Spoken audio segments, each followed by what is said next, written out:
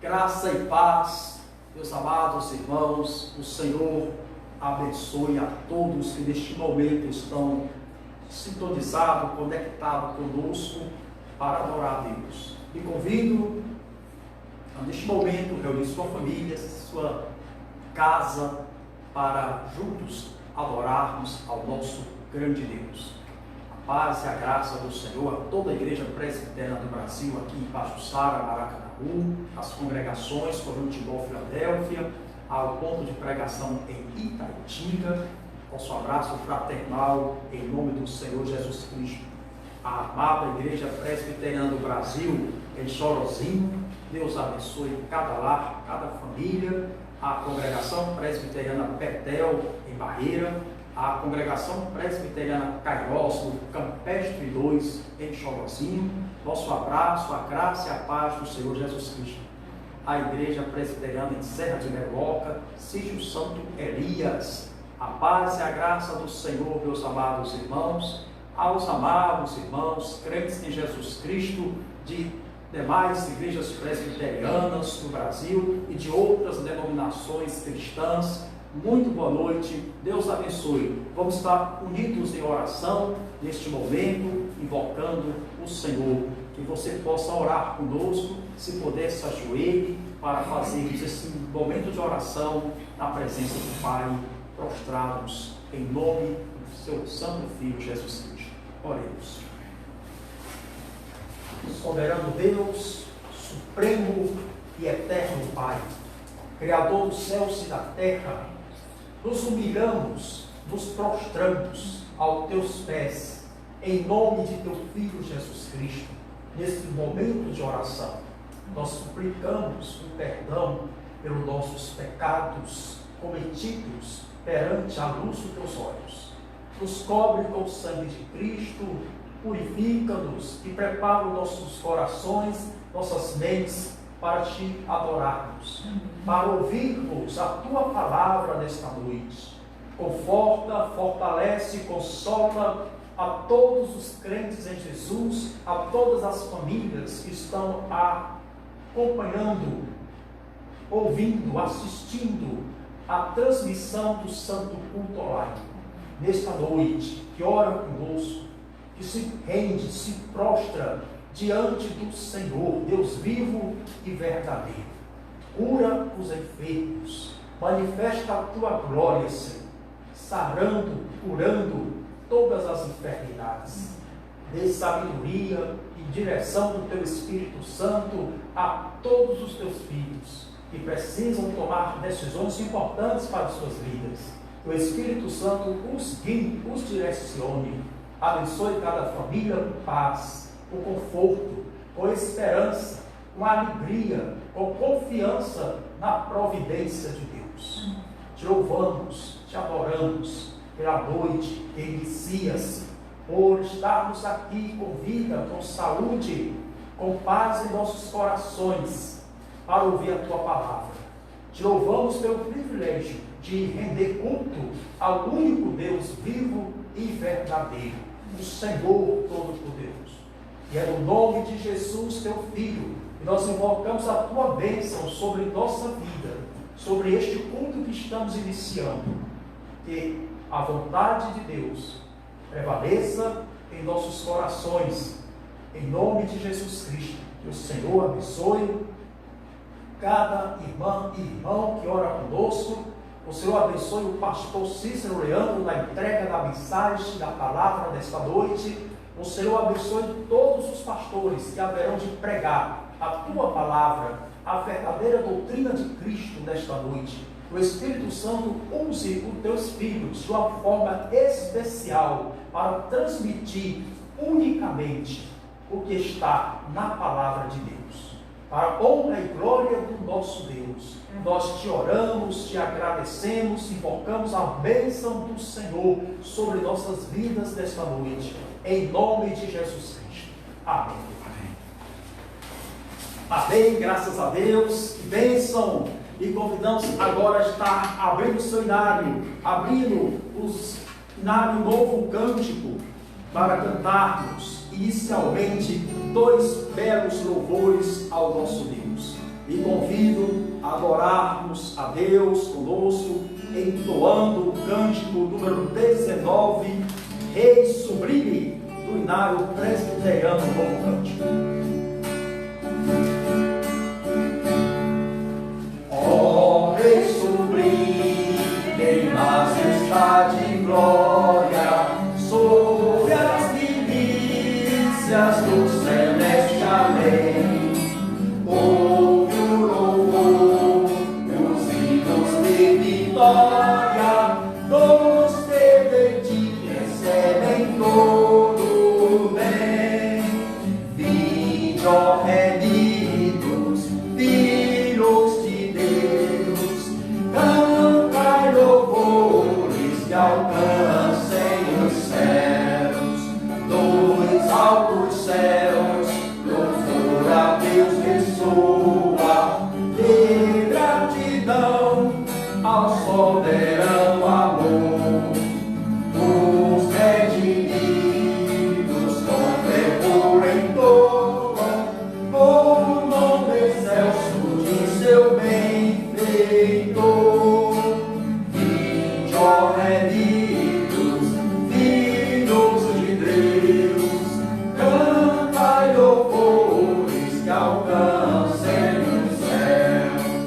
Eterno Deus, teus filhos desprostrados, perante o brilho da suprema luz, pois do pecado foram resgatados, e agora rendem glórias a Jesus. Vinde, ó remidos, filhos de Deus, cantai louvores que alcancem os céus. Amém. Vamos prosseguir adorando a Deus. Lhe convido a estar cantando agora Serviço do Crente 315.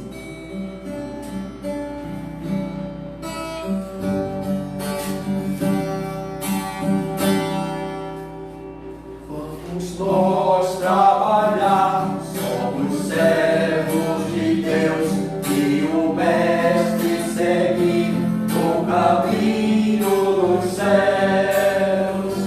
Com o seu bom conselho, vivo renovar, diligentes fazendo o que ele ordenar, no labor sem cessar, a servir a Jesus, com amor e fé e com coração, até que volte o bom Senhor. Vamos nós trabalhar, os famintos fartar, para a fonte os sedentos depressa levar.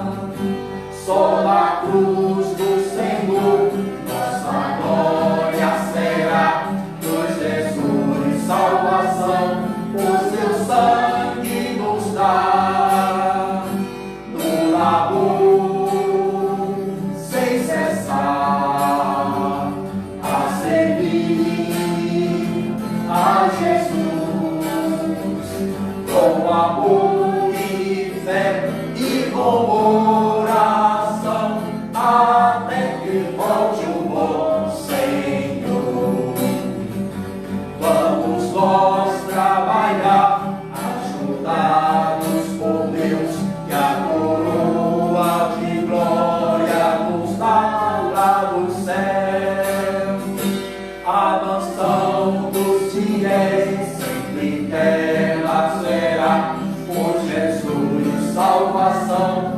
inefável nos dá o amor sem cessar a servir a Jesus com amor e fé e com oração até que volte o bom Senhor.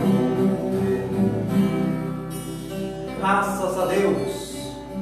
Agora me convido a abrir a sua Bíblia, nos preparando para ouvir a preciosa palavra do Senhor. Quero me convidar a estar atento agora, lendo a preciosa palavra de Deus. O Salmo de número 84. Quero ler, e logo após vamos estar orando, pedindo a iluminação do Espírito Santo para o reverendo Cícero Leandro, pregador deste culto, desta noite. O Salmo 84 tem 12 versículos e é um texto precioso para os nossos dias. Saudades do templo. É um salmo dos filhos de Corá ou de Coré. Salmo 84. Quão amáveis são os teus tabernáculos, Senhor dos exércitos! A minha alma suspira e desfalece pelos átrios do Senhor. O meu coração e a minha carne exultam pelo Deus vivo. O pardal encontrou casa e a andorinha ninho para si, onde acolha os seus filhotes, eu, os teus altares, Senhor dos exércitos, Rei meu e Deus meu. Bem-aventurados os que habitam em tua casa e louvam-te perpetuamente. Bem-aventurado o homem cuja força está em ti, em cujo coração se encontram os caminhos aplanados, o qual, passando pelo vale árido, faz dele um manancial de bênção. O cobre a primeira chuva, vão indo de força em força. Cada um deles aparece diante de Deus em Sião. Senhor, Deus dos exércitos, escuta-me a oração. Presta ouvidos, ó Deus de Jacó. Olha, ó Deus, escudo nosso, e contempla o rosto do teu ungido. Pois um dia dos teus átrios vale mais que 1000. Prefiro estar à porta da casa do meu Deus, a permanecer nas tendas da perversidade. Porque o Senhor Deus é sol e escudo, o Senhor dá graça e glória, bem nenhum sonega aos que andam retamente. Ó Senhor dos exércitos, feliz o homem que em ti confia. Amém. Oremos ao nosso Deus. Senhor, nós te louvamos e te adoramos, pois tu és o Senhor dos exércitos. Ouve, ó Pai, a nossa oração. Nós precisamos ouvir a tua palavra, pois, como o próprio Filho Jesus Cristo afirmou, e a tua palavra nos afirma, não só de pão viverá o homem, mas de toda a palavra que procede da boca de Deus. Pai amado, nós pedimos que o teu Espírito Santo fale conosco através da tua palavra, que vai ser ministrada, pregada. O teu filho, o pastor Cícero Leandro, seja instrumento de Deus, porta-voz do Senhor, para nos comunicar a tua palavra, a tua mensagem, que o teu Espírito Santo quer falar à tua igreja nesta noite.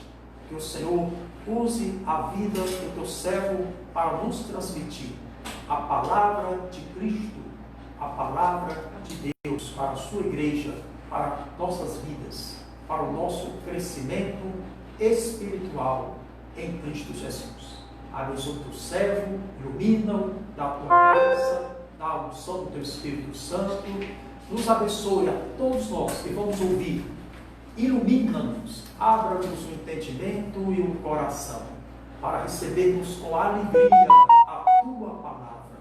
Em nome do Senhor Jesus Cristo, para o teu louvor e glória, nós juntos te oramos e te agradecemos. Amém. Amém. Graças ao Senhor. Passamos a palavra ao reverendo Cícero Leandro, que vai estar nos transmitindo a preciosa palavra de Deus nesta noite. Pastor Leandro. Amém. Meus irmãos, que a graça e a paz da parte do bom Deus esteja alegrando, vivificando os vossos corações. Antes de ler o texto bíblico, nós queremos informar os irmãos que hoje nós tivemos uma reunião do conselho,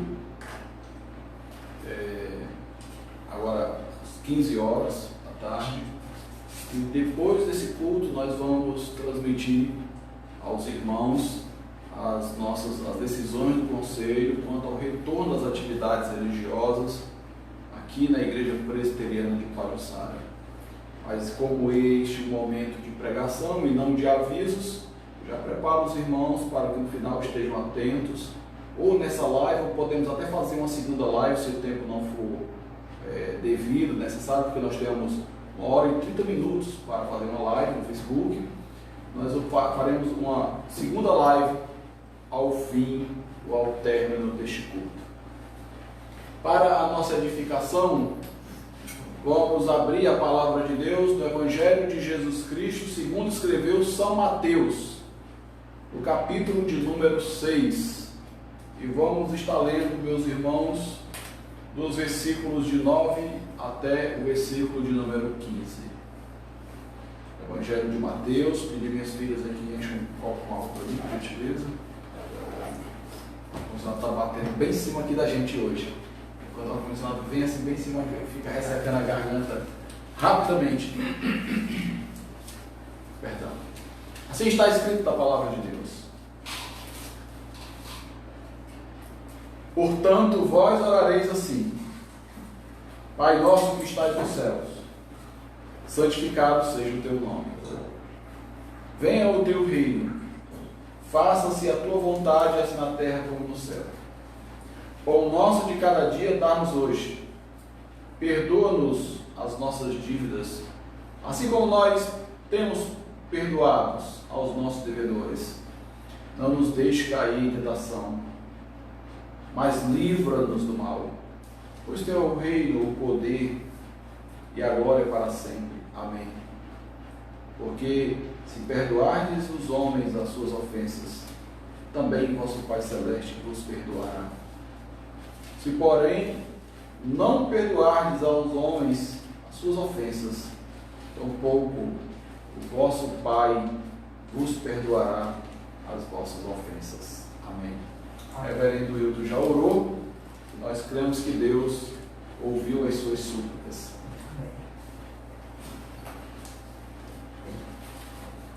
E o texto de Mateus, capítulo 6, é um texto que está incluso dentro dos vários estudos que o Senhor Jesus ministrou no Sermão da Montanha a iniciar no capítulo 5. Nós temos um entendimento, meus irmãos, que São Mateus, ao escrever o Evangelho de Cristo, ele dedicou essa sessão do capítulo 5, conhecido por muitos irmãos, Sermão da Montanha, um momento a qual São Mateus passou a catalogar os ensinos de Jesus. Nas mais diversas igrejas existem irmãos que são mais zelosos quanto à mensagem bíblica, e nós sabemos que são poucos, mas nós sabemos que existem sim irmãos que passam a anotar a mensagem da escola bíblica dominical, irmãos que anotam o culto de doutrina e os sermões também do domingo à noite. E o motivo dessa anotação não se resume a ter um registro das mensagens que são pregadas ou ensinadas na igreja, O motivo é para que eles possam, no decurso da vida, voltar àquele ensino e aprender melhor, fazendo uma revisão daqueles ensinamentos. São Mateus foi um daqueles que uniu no Sermão da Montanha todos os sermões a qual Jesus pregou. Há um entendimento de alguns que o Sermão da Montanha não foi proferido por Cristo de uma única vez. Era como uma escola sabática, a qual Jesus se reunia. Nós temos a escola dominical, estou fazendo aqui uma analogia à escola dominical, que Jesus se reunia ali com os seus discípulos para ensinar acerca do reino de Deus. No capítulo 5 nós temos diversos ensinos de Jesus. Nós temos ensino sobre as bem-aventuranças. Nós temos o ensino sobre a mudança que existe no crente a partir do momento em que ele se torna uma nova criatura. A ponto do Senhor Jesus usar uma analogia informando que nós somos o sal da terra e nós somos a luz do mundo. Jesus também ensina vários tópicos da lei mosaica, da lei de Moisés, sobre um exemplo, sobre o adultério, sobre os juramentos, sobre a vingança e sobre o amor ao próximo. No capítulo 6 nós temos ensinos acerca da justiça. O ensino do capítulo 6 nos leva a concluir que a ira do homem não produz de maneira nenhuma a vontade de Deus. No capítulo 6 também nós temos um ensino sobre como fazer boas obras, ou dar esmolas, ou fazer a beneficência, o auxílio às pessoas carentes. Também no capítulo 6, a qual é o tema do nosso ensino dessa noite, Jesus ensinou a orar, ensinou a jejuar, ensinou sobre a riqueza da igreja que está no céu, ensinou sobre a diferença que há entre a luz e as trevas, ensinou sobre os dois senhores na vida da igreja, ensinou sobre a ansiedade, a solicitude da vida, ensinou sobre o grande perigo de exercer juízo, sobre o juízo temerário e também quanto ao resguardo da igreja de emitir as coisas santas aos cães. Eu me lembro muito bem que no capítulo 7 aplica-se ao momento ao qual Calvino em Genebra, quando Calvino assume Genebra tinha assumido a reforma, mas só mesmo por aspectos políticos. As pessoas que viviam lá em Genebra não eram convertidas de fato. Em um momento ao qual os conhecidos por João Calvino, como os libertinos, entram na igreja de Genebra, João Calvino usa essas palavras de Mateus capítulo 7, ele diz coisa assim, arranquem minhas mãos, quebrem os meus braços, tirem minha vida, o meu sangue é de vocês, mas não me faça entregar as coisas santas, que são os elementos da Santa Ceia, pão e vinho, aos cães. E ele recusou entregar a Santa Ceia devido ao ensino de Jesus Cristo no capítulo 7.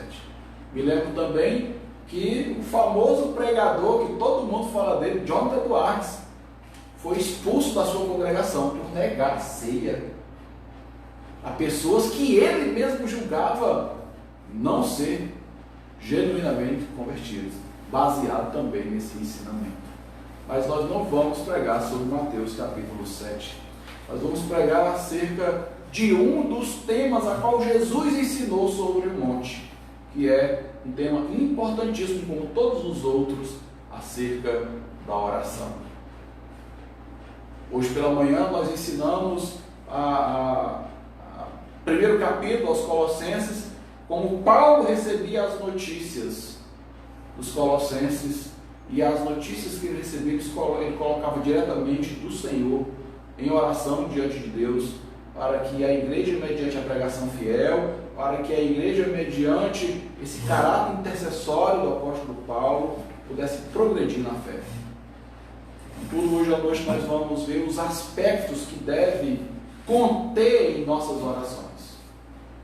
E esses aspectos que devem conter em nossas orações estão aqui, meus irmãos, registrados em Mateus capítulo 6, de 9 a 13. É verdade que às vezes nós usamos outros aspectos para outras orações, mas deve ter sempre esses aspectos em qualquer que seja a nossa oração. Às vezes nós oramos por nós mesmos, às vezes nós oramos por nossa família, às vezes nós oramos pelo irmão que está abatido, às vezes nós oramos por uma família, amiga que passa por aflições, às vezes nós oramos pela igreja, mas não importa qual o sentido ou qual o movimento da oração nós venhamos a ter. Nós precisamos conhecer esses elementos para que as nossas orações sejam recebidas diante de Deus. A Bíblia nos ensina que nós não sabemos orar como convém. É inútil o homem pensar que pode produzir alguma coisa genuinamente boa para com Deus se esse homem não for convertido. Porque se ele for um convertido, ele vai desistir das ideias de produzir algo para Deus. E ele vai se voltar para as Escrituras e saber que Deus deixou tudo aqui para que possamos obedecer e seguir. A oração é um desses aspectos.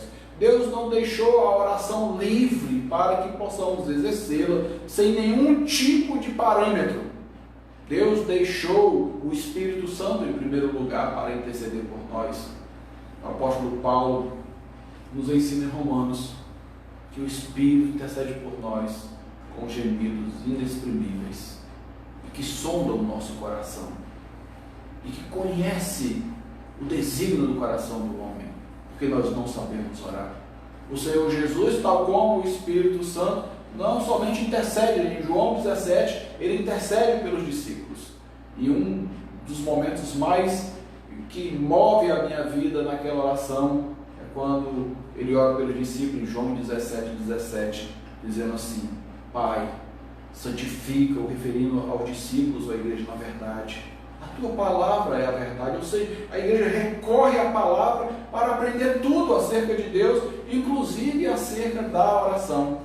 Se o Espírito Santo intercede por nós com gemidos inexprimíveis, o Senhor Jesus nos ensina os parâmetros que devem haver, ou deve conter, ou que deve mover os lábios dos crentes quando nos direcionarmos a Ele.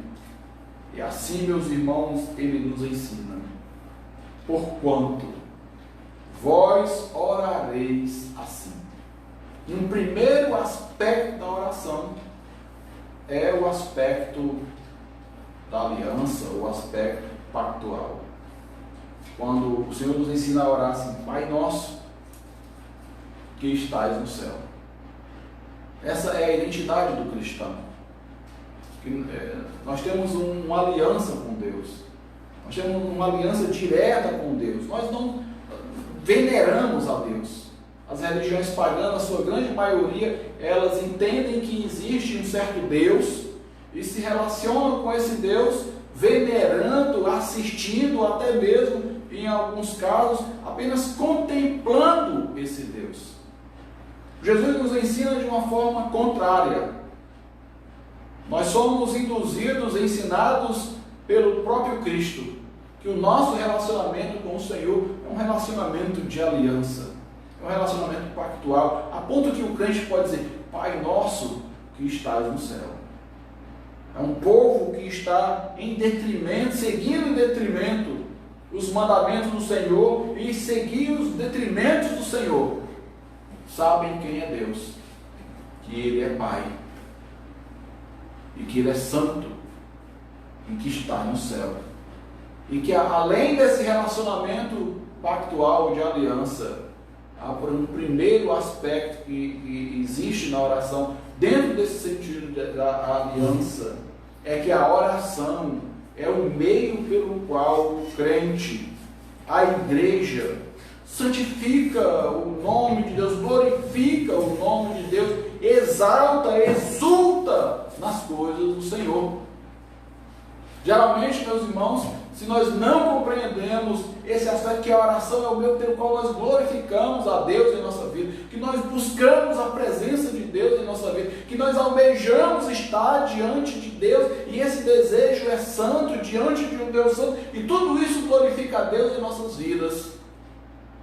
Se não há esse entendimento em nossas vidas, nós vamos seguir um caminho a qual muitos seguem no dia de hoje, que é o caminho da oração utilitarista, a qual nós nos resignamos diante de Deus apenas para um único fator, ou apenas com um entendimento em nossas vidas, que nós precisamos algo, não conseguimos pelos nossos próprios esforços e precisamos do auxílio de Deus. Uma oração utilitarista, em que Deus deve nos servir, em que Deus deve nos atender. Mas o aspecto primário da oração é que há, meus irmãos, uma necessidade, a partir do ensino de Cristo para nossas vidas, que a oração é o meio pelo qual o crente glorifica a Deus em sua vida. Que o crente glorifica a Deus em sua família, em que o crente glorifica a Deus na igreja, em que o crente glorifica a Cristo em toda a sua existência.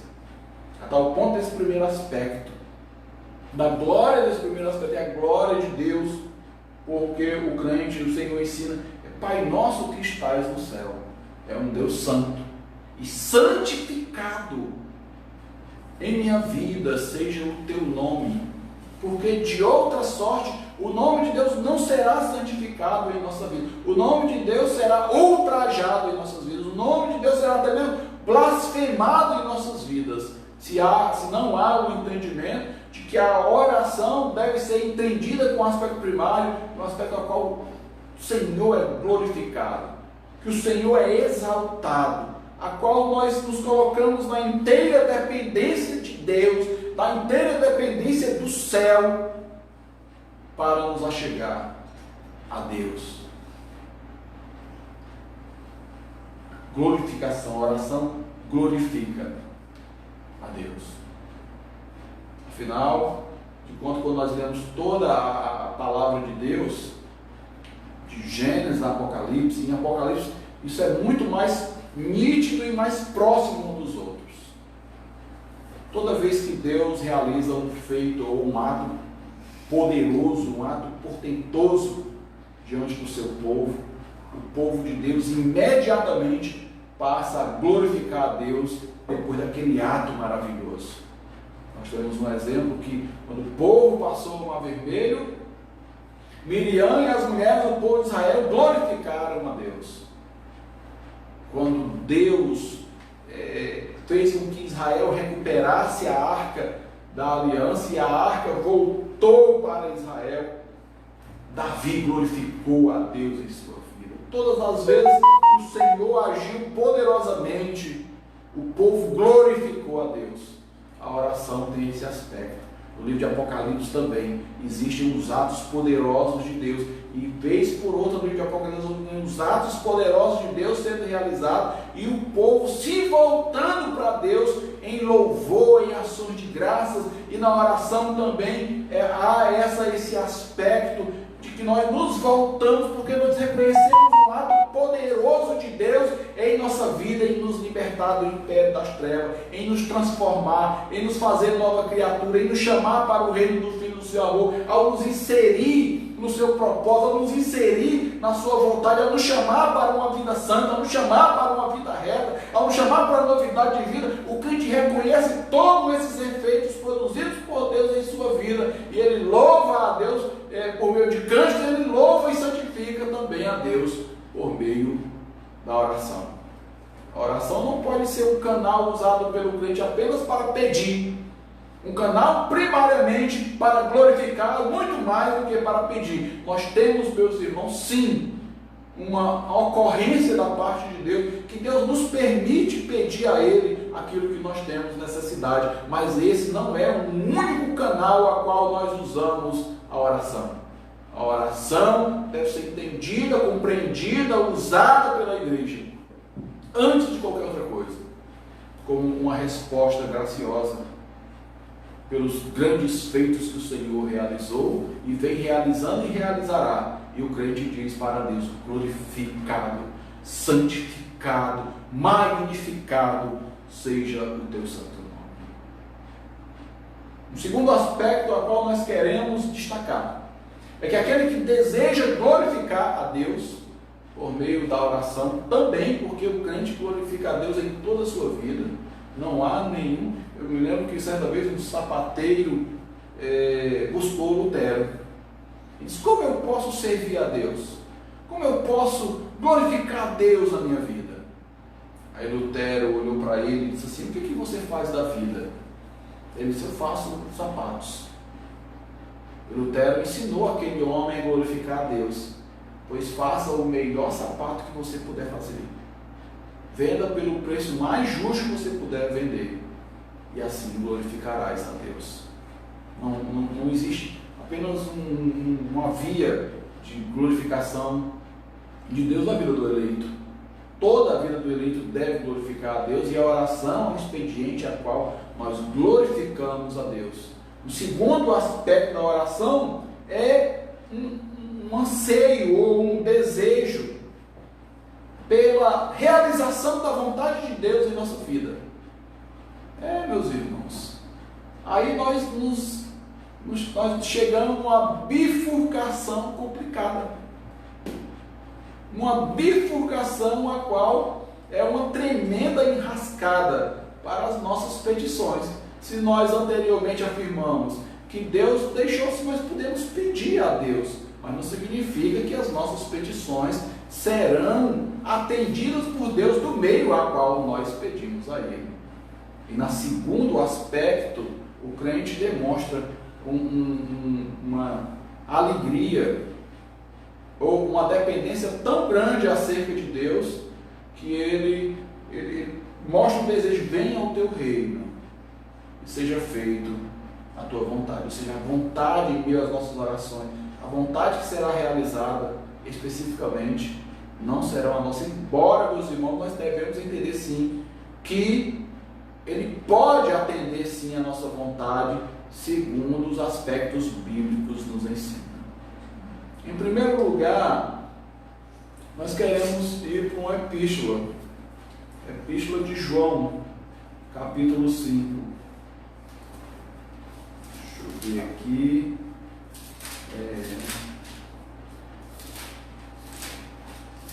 É a primeira epístola de João, capítulo 5. O João também ensinando, no capítulo 5, sobre a oração. João escreve assim, capítulo 5, verso 13 e verso 14. Essas coisas vos escrevi, a fim de saberdes que tendes vida eterna, e a vós outros que credes em nome do Filho de Deus. Esta é a confiança que temos para com Ele. Se pedirmos alguma coisa segundo a sua vontade, Ele nos ouve. Ou seja, João afirma categoricamente aquilo que é expresso pelo próprio Cristo: faça-se a tua vontade. Jesus Cristo não foge à regra, porque é regra de oração dada pelo próprio Cristo. Quando Cristo enxerga ali a cruz sendo levantada no Calvário, Ele faz uma oração obedecendo esse mesmo critério. Ele ora a Deus Pai Todo-Poderoso, dizendo: Pai, se possível, passa de mim esse cálice. Contudo, não seja feito a minha vontade humana, mas a tua. As duas naturezas de Cristo, a natureza divina, a natureza humana. E ele ora: não faça a vontade, a minha vontade. Humanamente falando, o homem não tem desejo nem vontade de sofrer. Jesus Cristo se submete à vontade do Deus Pai Todo-Poderoso. E essa subserviência de Cristo, ao ensinar a oração, está também percebida na sua ação. João ensina: se nós orarmos segundo a sua vontade, Ele nos ouve. Nós temos também uma disposição no capítulo 12 de 2 Coríntios, a qual o apóstolo Paulo é muito diferente, meus irmãos, daquilo que nós temos ouvido com frequência no dia de hoje acerca da oração.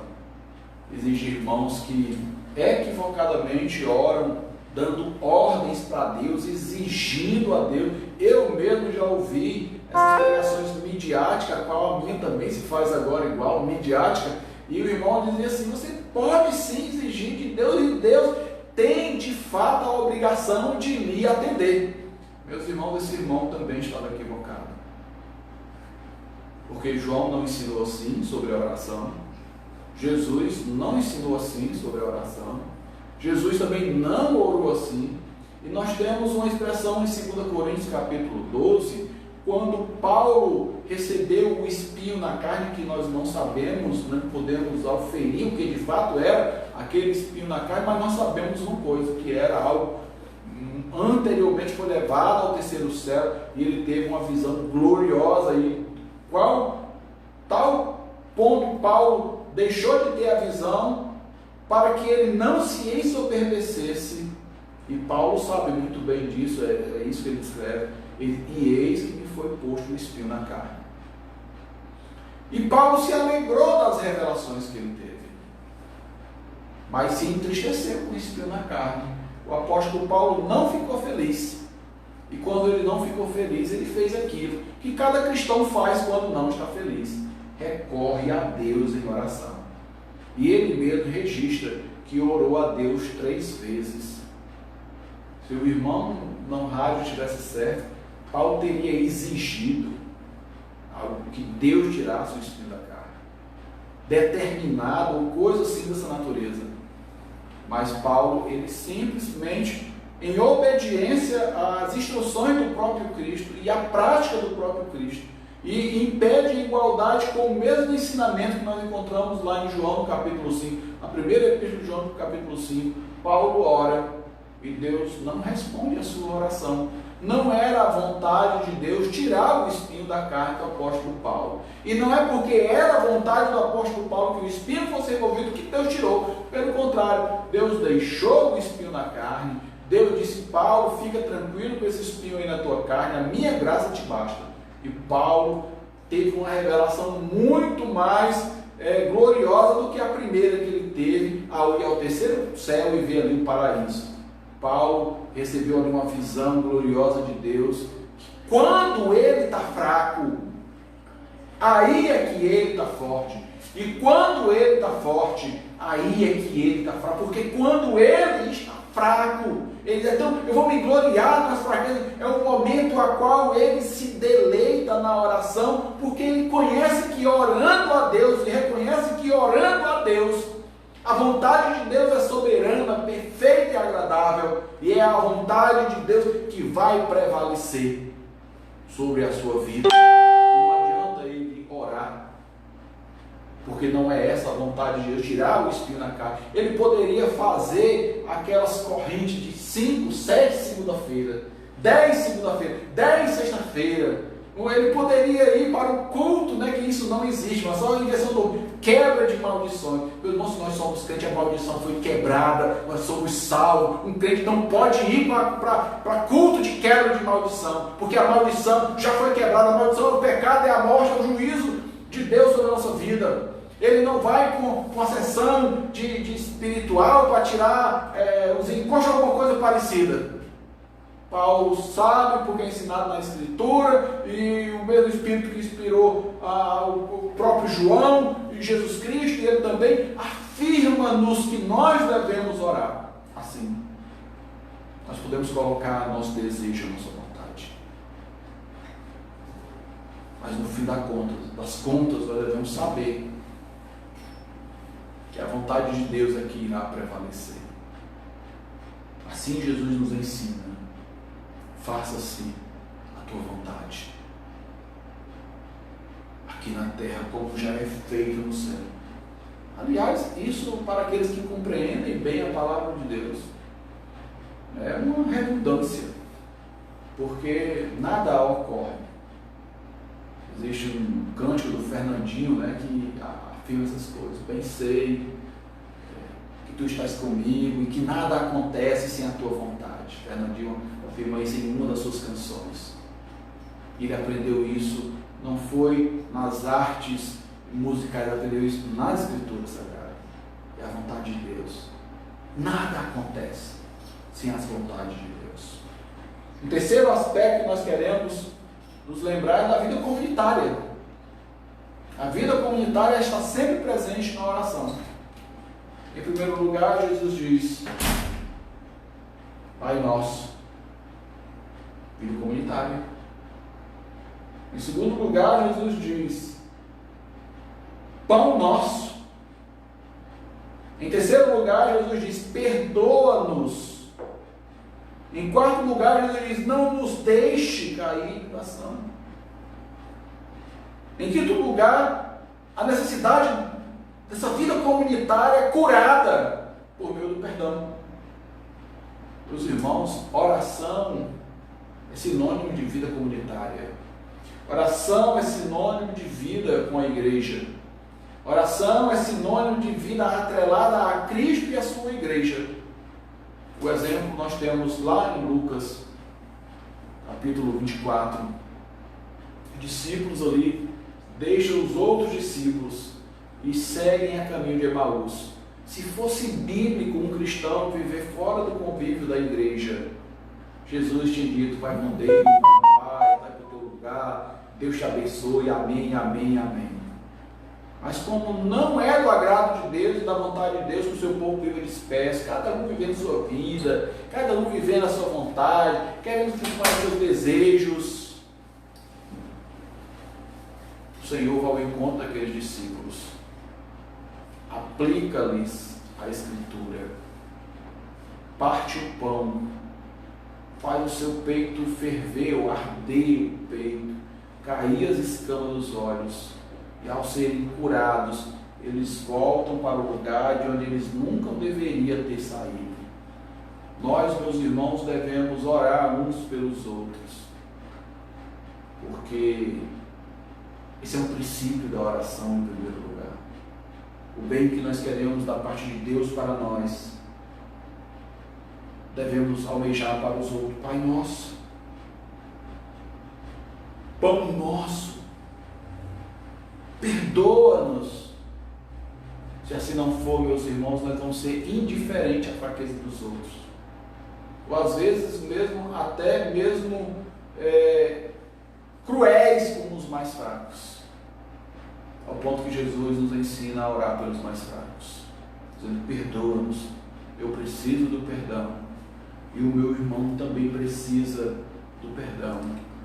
Eu preciso aprender a me desviar do pecado, mas o meu irmão também precisa, auxilia-me e auxilia o meu irmão também. É um aspecto comunitário, é um aspecto sempre presente na oração do seu povo. Nós temos o livro do Salmo sempre faz essa menção do povo reunido, do povo congregado, como é bom e agradável viver unidos, irmãos. E tantos outros salmos: celebrai com júbilo ao Senhor todas as terras. Muitos outros salmos litúrgicos voltam-se para Deus como um povo eleito de Deus.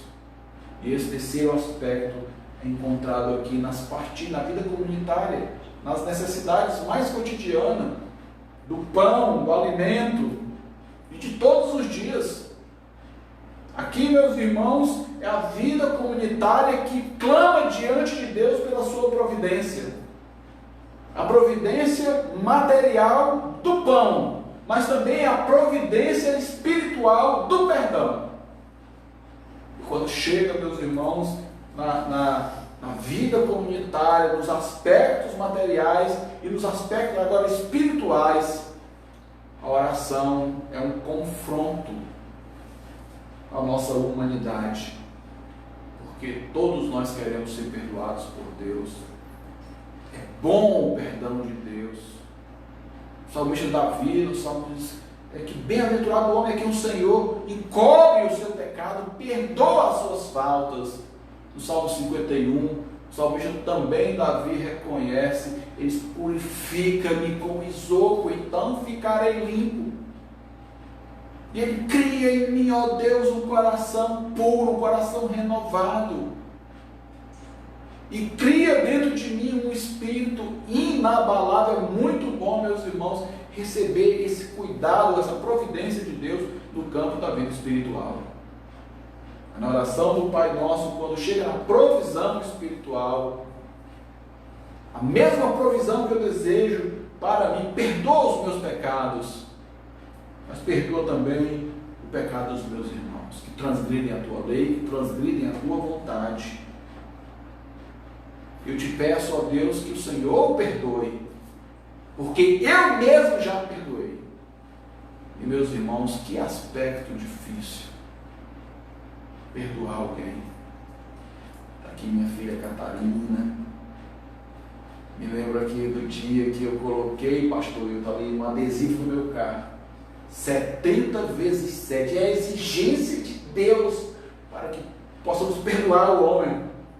E a Catarina perguntou assim: mas pai, alguém pode pecar tanto assim para estar perdoando esse meu filho? Nós pecamos muito mais do que... É muito difícil perdoar.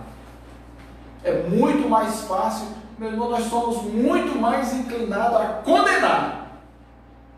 Nós somos muito mais inclinados a nos exasperar e falar mal. Nós somos muito mais inclinados a apontar o dedo. Nós somos muito mais inclinados a exercer juízo contra outrem. Quando a palavra de Deus nos ensina que a oração de Cristo ela é pedagógica, porque ela nos faz pedir perdão a Deus, mas ela também nos ensina a perdoar. E a falta ou a inexistência dessa ação cristã em nossas vidas, meus irmãos, é tão séria que o próprio Cristo revela que se nós não perdoarmos aos homens os seus pecados, é inútil você pedir perdão a Deus. Se nós não perdoamos o nosso irmão, se nós não perdoamos aqueles que andam na caminhada conosco, se nós somos mais inclinados a condenar os irmãos e não a ser misericordiosos, a palavra de Deus é severa. A pedagogia desse aspecto da oração nos ensina que aquilo que nós esperamos de Deus, nós temos recebido de Deus, para que Deus também exige de nós, porque nós temos recebido dele. Inclusive, tudo isso se torna uma evidência da providência de Deus em nossa vida. Se temos recebido o perdão de Deus plenamente, se temos uma consciência que somos pecadores, tal como o apóstolo Paulo chegou a dizer em 1 Timóteo, capítulo 1, versículo 15, eu sou o principal dos pecadores. E nós não sentimos que somos pecadores, que nosso pecado ofende a Deus, e que eles são tenebrosos em nossas vidas, mas que Deus, no seu amor, nos perdoou. Quando nós sentimos que Deus perdoou os nossos pecados, Deus atribuiu a nós a sua misericórdia, Deus atribuiu a nós um favor a qual nós não merecemos. Isso é tão bom em nossas vidas, isso é tão bíblico em nossa vida, que a palavra de Deus nos ensina que é impossível recebermos o perdão de Deus, e esse perdão de Deus não nos fazer perdoar aquilo que nos ofende, mesmo que nos ofenda 70 vezes 7 vezes cada dia. Se não perdoar, Deus também não perdoará as nossas faltas. Se não perdoar, nós não podemos sequer ofertar algo a Deus. Deus não recebe a nossa oferta, Deus não recebe a nossa oração, a nossa petição. Deus não nos atenderá, porque é uma exigência divina, assim como Ele nos perdoa. E esse perdão é trabalhado na oração, e nós também somos impulsionados por meio do ensino da Sagrada Escritura. Hoje de manhã nós vimos o efeito da combinação, pregação fiel e oração. Aqui mais uma vez nós podemos ver o efeito da pregação. A pregação e a oração na nossa vida acerca do perdão certamente irá nos fazer perdoar.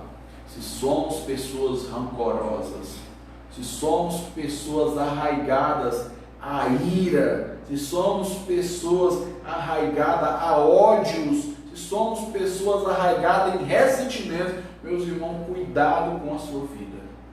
Cuidado com esses sentimentos, eles são muito perigosos. Inclusive, nós devemos orar para que o Senhor tire isso de nós, porque essas coisas não glorificam a Deus em nossas vidas e nos fazem inúteis e nulos diante de Deus, pela falta da misericórdia. Deus nos assiste com misericórdia e nos ensina que devemos assistir também os nossos irmãos com misericórdia. E por fim, meus irmãos, o Senhor nos ensina também um quarto aspecto da oração, que é o aspecto de reconhecer que o pecado está sempre diante de nós. E ao reconhecer que o pecado está sempre diante de nós, meus irmãos, deve nos levar a uma cautela. Isso deve nos levar a uma postura diante de Deus. E que postura é essa? Ao saber que o pecado está sempre diante de nós, rogarmos, suplicarmos a Deus por nossas vidas, por mim, pelo pastor Hilton, pelos presbíteros dessa igreja, pelos diáconos dessa igreja, pelos irmãos dessa igreja. O Satanás anda como um leão buscando devorar o povo de Deus. E, mediante essa consciência de que o pecado ele é nocivo à nossa comunhão com Deus, de que o pecado ele impede a nossa progressão espiritual, a nossa santificação com o Senhor, devemos rogar com humildade a Deus: não nos deixes cair em tentação, livra-nos do mal, não nos permita.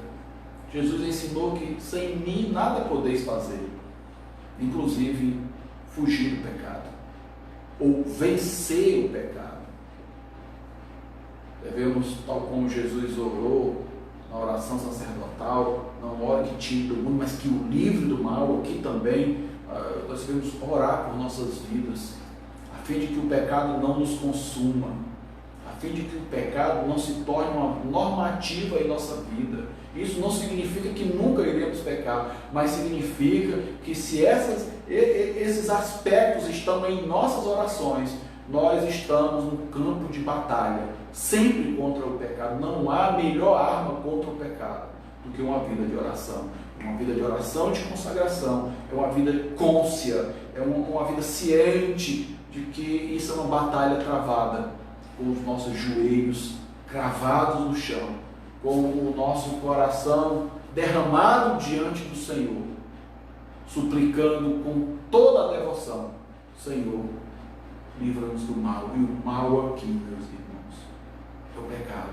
Não há mal maior na vida de um crente do que o efeito do pecado, do que a acomodação do pecado, do que se acostumar com o pecado, do pecado se tornar uma rotina, o que deve se tornar rotina em nossa vida. Essa batalha espiritual constante diante de Deus, essa dependência constante diante de Deus. Pai, não deixa nenhum membro dessa igreja, nenhuma criança, nenhum adolescente, nenhum jovem, nenhum adulto, ninguém dessa igreja, não nos deixe cair em tentação. Livra-nos do mal, pois Tu és soberano, pois Teu é o reino, o poder e a glória para sempre. Amém. Assim, meus irmãos, devemos estar diante do Senhor, devemos estar diante de Deus.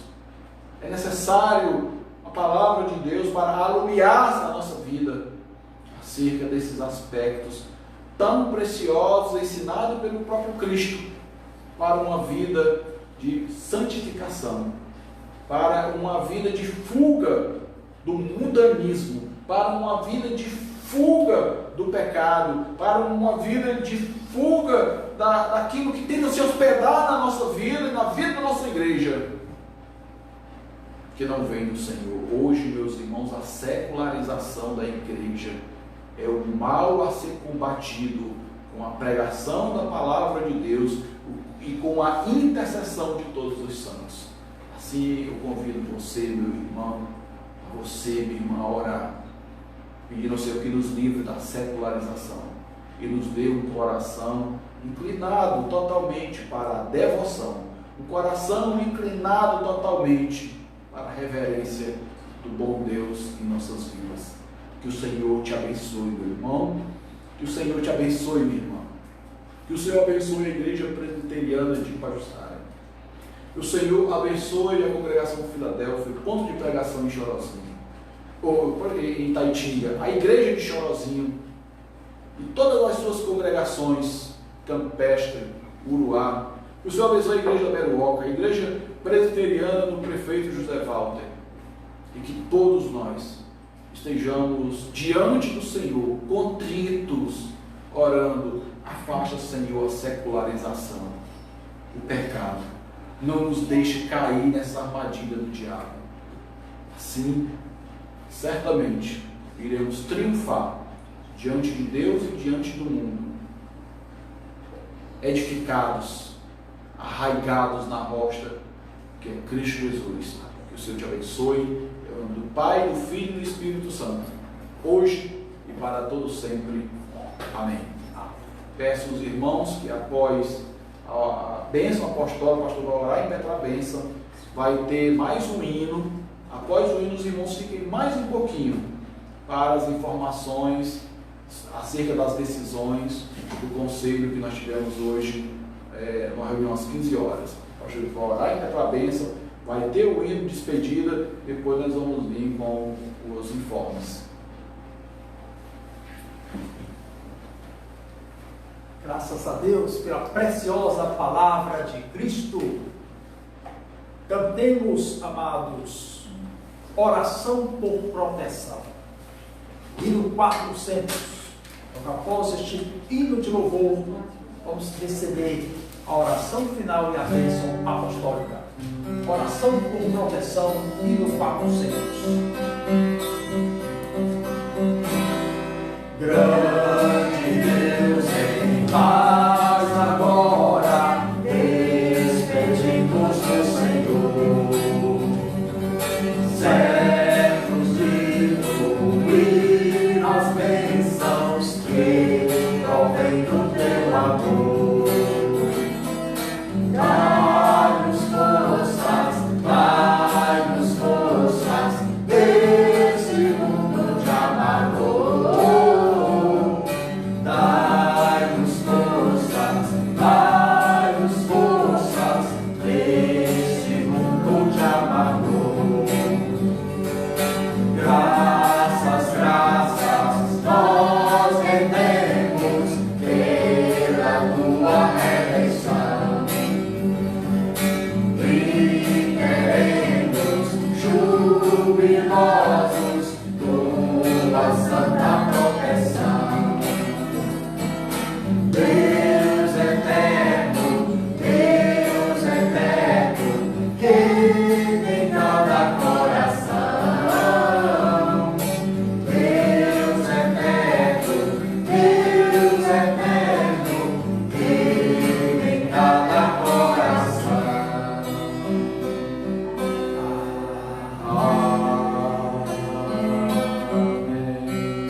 Graças a Deus pelo santo culto, pela palavra. Que o Senhor conceda a todos uma semana abençoada e feliz. Recebamos a oração e a bênção. Senhor, te agradecemos pelo santo culto, pela palavra transmitida, pelos louvores que trazem refrigério à alma. Abençoe a todos. Coloca, Senhor, a tua palavra em nossas mentes e em nossos corações. Nos dê a graça, a sabedoria de praticar, de viver a palavra bendita do Senhor em nossas vidas. Ajude-nos, abençoe-nos nesta semana. Dai a direção do teu Espírito Santo e conduza-nos com a tua preciosa palavra. Em nome do Senhor Jesus Cristo, nós te oramos e dedicamos a ti, Santo Deus, este momento de culto, em nome de Jesus Cristo. Amém. Recebamos a bênção, né? Recebamos a bênção. A graça do Senhor Jesus Cristo, o amor de Deus, nosso Pai, a comunhão e as consolações do Espírito Santo, repouse sobre a igreja do Senhor Jesus Cristo em toda a terra, hoje e para todos sempre. Amém. Graças a Deus.